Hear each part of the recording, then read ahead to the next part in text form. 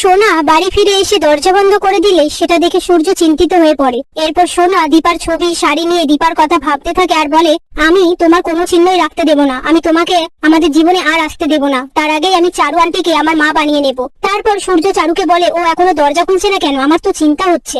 চারু বলে, এই বয়সে এরকম একটু হয়, আর মুসলিম তো হবেই। সূর্য বলে, তুমি আমাদের বাড়িতে এরকম রোজ রোজ থেকে যাচ্ছ, তোমার মা বাবা কি ভাববে? চারু বলে, আমাকে কাজের জন্য তো রাত বিরতে বাইরে থাকতেই হয়, তোমার যদি অসুবিধা হয় তাহলে আমি এখান থেকে চলে যাব।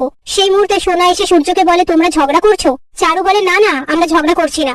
সোনা বলে, কাল আমার স্কুল আছে, আমি গিয়ে ঘুমিয়ে পড়ি। চারু বলে, না খেয়ে ঘুমোতে হবে না, আমি কিছু বানিয়ে দিচ্ছি, খেয়ে নাও।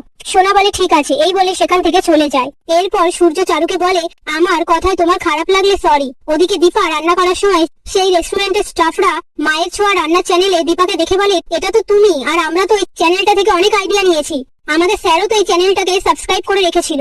এসব কথার মধ্যে সবাই মিলে দীপাকে বলে, তুমি এই চ্যানেলে আবার রান্না করা শুরু করো। দীপা বলে, আমার মুখ দেখাতে চাই না, আর তাছাড়া আমার গলার আওয়াজটাও তো শোনা যাবে। পাশ থেকে নন্দা একজন স্টাফকে বলে, তুই সেটিং এ গিয়ে গলার ভয়েসটা চেঞ্জ করে দে।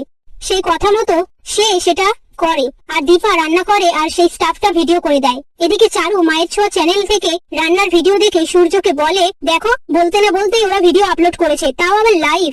একথা শুনে সূর্য চারুর হাত থেকে ফোনটা নিয়ে ভিডিওটা দেখে, আর সূর্য দীপার কথা মনে পড়ে যায়, আর আপন মনে বলে, এই হাত তো দীপার, আর গলাটা তো দীপার নয়, আমি কি কোনোভাবে ভুল করছি? আর চারুকে বলে, এই মহিলার গলার আওয়াজটা অদ্ভুত না? চারু বলে, না না, উনিই তো, আর আমি এই রান্নাটা করি অলির জন্য, ওর খুব ভালো লাগবে। এই বলে কিচেনের দিকে চলে যায়।